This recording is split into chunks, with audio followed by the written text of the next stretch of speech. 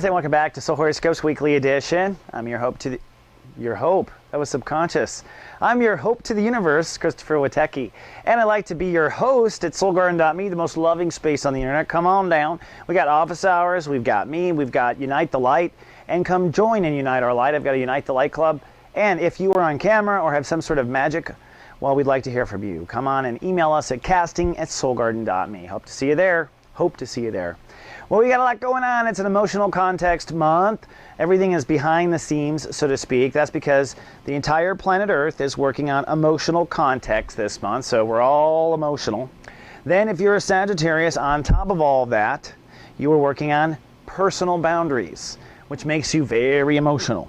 Now, when we started this transit, it was about identifying emotional contexts that don't serve you. So I don't need to walk in already afraid. I don't need to walk in overly courageous and unguarded. I don't need to, emotionally be set up to fail.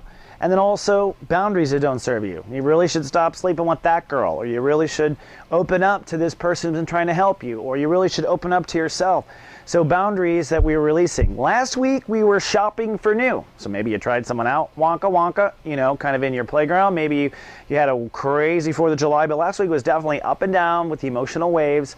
Why? Because we're trying to figure out how we want to feel, and you're trying to figure out where you need to draw lines with yourself and others to pull it off.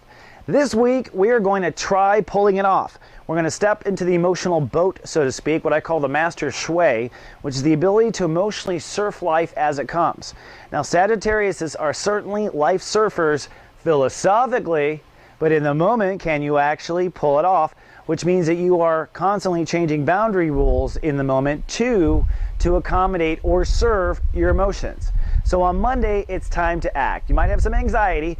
The moon is in Aries, so that's making you, let's just say a little scattered with the inner child. The inner child's going to be fired up, and that means it's going to want what it wants. That may mean that you feel like it's been too late, or you waited too long, or mama's starving, or papa needs to be fed, or I want to have some fun, or let's go sabotage our life by drinking until 5 a.m. But that inner child is going to cross with the moon over Uranus, which fuels up. You want what you want now, okay? Now, you can get it, but part of the lesson in the background is, well, what will it take with emotional response and or boundaries, including emotional response to your own inner child? When we have a part of us that's pouting inside of us, we have to take another part of us and put it out. That's called human development or human management. That is how you become master at your shui. You got to sit there and have shui management. So Monday is a test of anxiety if you don't move forward. And what you need to do is move forward with the emotional responses and boundaries you've been studying all month long. On Tuesday, we hold space, but it's a sunny and childlike day for you, I do believe. The moon is well into Aries, but not on Uranus, so you're feeling your inner child. That's creativity, that's joy, or the desire for joy. We're holding space, so whatever you had to pull off with boundaries, you just kind of hold up, make sure they hold up. That's what holding space is. You're also setting the stage for the next chapter. And I want to point out the Mars versus Uranus opposition, which will be into play for a few weeks, well, a few days actually, but it's going to be very intense in the next few days in particular. This opposition means that it is time for you to get your astro moving when it comes to where you belong in society. So you just need to do what you know you need to do. You just need to become friends with who you know you need to become friends with. Not become friends with people you shouldn't be hanging around with. Mars says you're out of time, get moving, or get left behind. And on the other side of that, Uranus and Aries, is this, okay, that means your inner child's going to have to innovate its response. It's going to have to be patient a little bit longer, or it's going to have to not be patient and draw the lines. But you're constantly having to change how you manage your inner child as you step forward in the world. So it's step forward, manage inner child, get all courageous, step forward, get response, manage inner child. That is the tug of war going on, and that starts on Tuesday. On Wednesday, we step into the emotional boat. We step into our master shui, and we hold our master shui starting on Wednesday. Now, the moon itself is still in the inner child, so you are emotionally focused on joy, love, and having a good time. The universe also blesses us with a yod, which is God giving us the finger, in this case from Neptune and the moon up into Mars. So what the universe is basically saying is, first of all, get a move on with where you belong in the world. Get a move on in taking your place in society. Get a move on with your responsibilities to the world. Get a move on. Keep your inner child on board and on your side with the moon, okay? And then Neptune in Pisces says, and don't forget to take care of yourself and pack a lunch. So if you pack a lunch and you feel your inner child, take those two energies and get your astro moving. So what does it mean to take action in society? Get the resume done, pass it out, update your Facebook picture. I mean, go out there and create the new you now. All right, that's all I can say. That's your higher guides nagging you. Then on Thursday, yeehaw, Jupiter rules the day. I think you're feeling pretty good. The moon moves into Taurus, so emotions do shift out of inner child to daily reality. So depending on how well you've nurtured and given to your child will determine how you feel. Probably partly cloudy for half the day and then coming into sun. But you are hyper aware on Thursday. But your home planet rules the whole world, and so that means it's time to explore. Take this new emotional way of being, okay, this new emotional way of feeling safe or not feeling safe, the one you are stepping into as far as trusting and playing it by ear, and explore your boundaries, explore your limits, see what feels right, see what doesn't feel right. What you're basically doing is exploring and feeling outward on Thursday, and you're looking to find yourself. That's what we really are when we're out exploring. We're looking for more of ourself, because that's all we ever draw in, our parts of ourself. Now, we do have some fears being resolved at this point, getting kind of intense on Thursday, between boundaries and your place in society.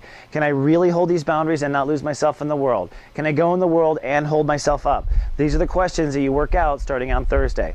Then we get to Friday. Friday's actually Uranus rule day. That means breakdown. In this case, we're in the Master Shui chapter, so we're doing emotional breakdown.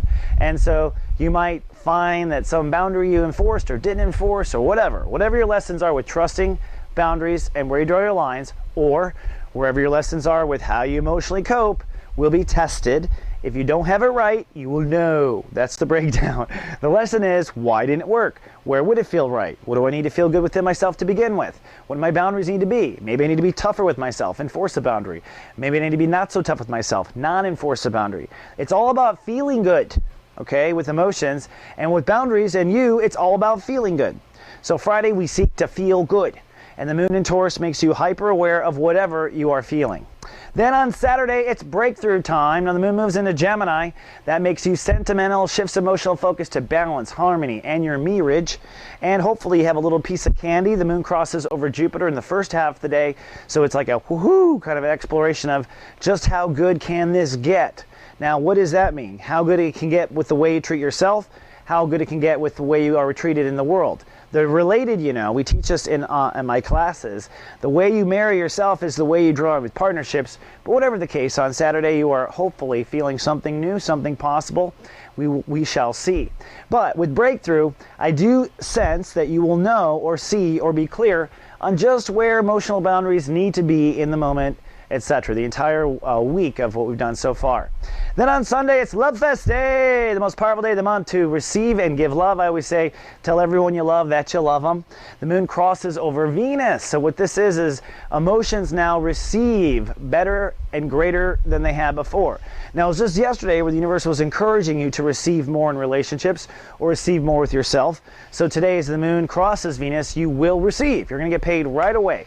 Some people might treat you well, you might treat yourself well and feel great on your own, but as a day of receiving, the lesson on Sunday is, doesn't this feel great?